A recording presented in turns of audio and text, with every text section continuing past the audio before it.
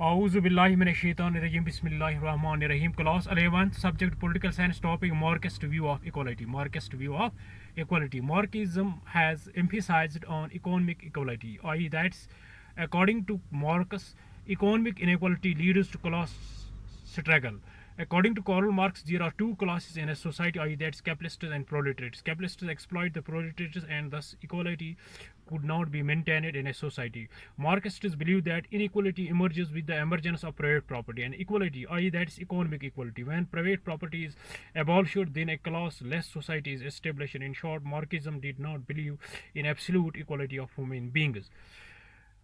Marxism Marxism has emphasized on economic equality. According to Karl Marx, economic inequality leads to class struggle. According to Karl Marx, there are two classes in a society, that's capitalists and proletariats. Capitalists exploit the proletariats, and thus equality could not be maintained in a society. Marxists believe that inequality emerges with the emergence of private property, and equality, that's economic equality. When private property is abolished, then a classless society is established. In short, Marxism did not believe in absolute equality of human beings.